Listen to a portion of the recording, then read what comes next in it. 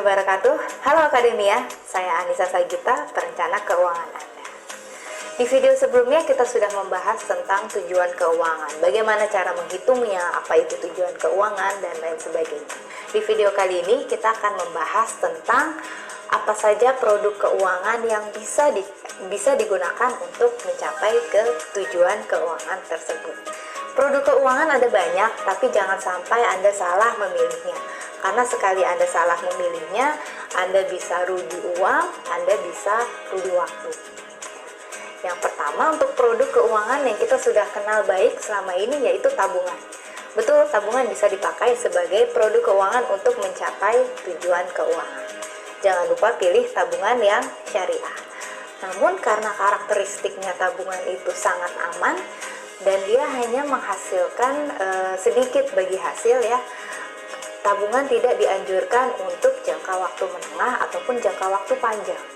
Tabungan lebih dianjurkan untuk jika Anda punya tujuan keuangan jangka pendek, misalnya di bawah 1 tahun atau maksimal 2 tahun, itu sudah maksimal ya.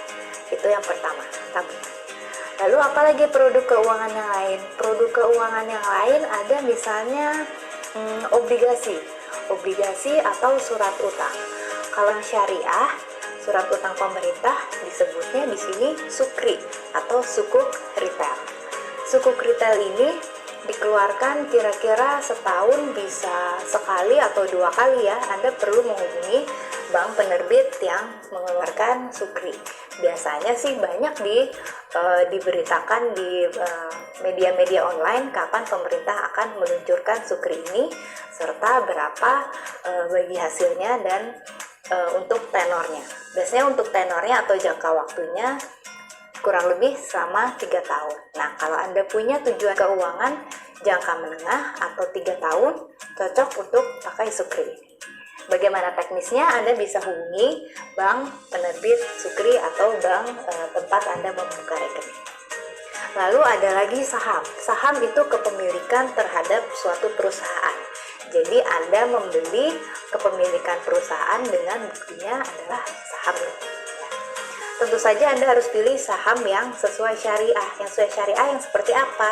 Yaitu yang perusahaannya sesuai dengan aturan syariah, tidak mengandung unsur-unsur yang dilarang atau diharamkan. Seperti contoh misalnya perusahaan rokok atau perusahaan minuman keras atau dan lain sebagainya. Saham yang syariah ini akan memberikan hasil investasi atau dividen atau bagi hasil dari keuntungan atau kenaikan harga atau nilai perusahaan.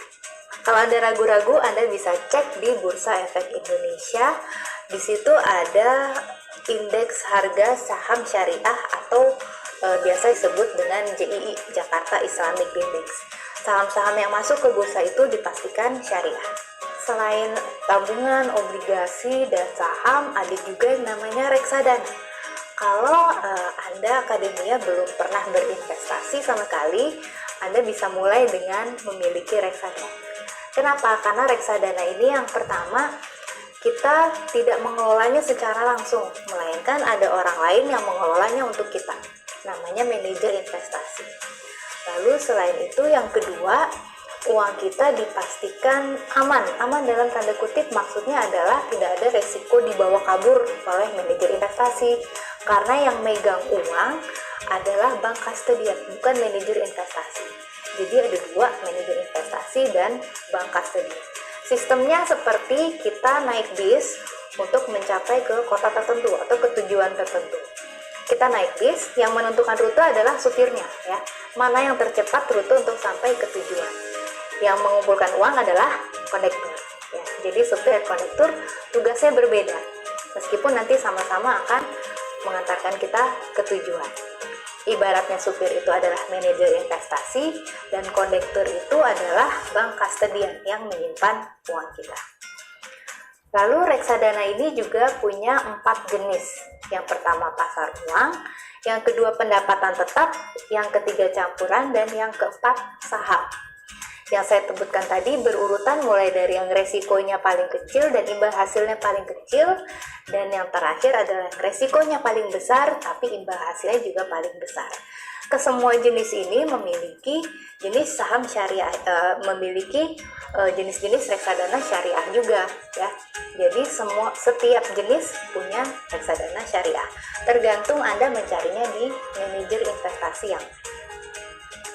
Bagaimana teknis pembeliannya? Teknis pembeliannya Anda bisa datang ke manajer investasi ataupun ke bank yang sebagai agen penjual reksadana.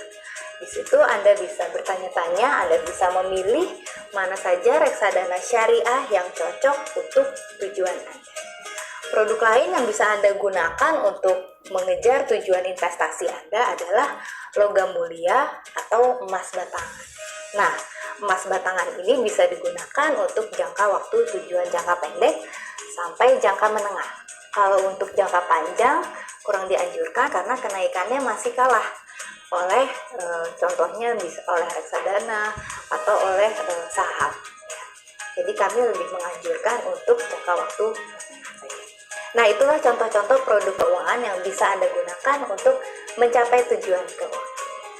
Oke, sekian dari saya. Tetap di video Petra Academy bersama saya Anissa Sagita. Wassalamualaikum warahmatullahi wabarakatuh.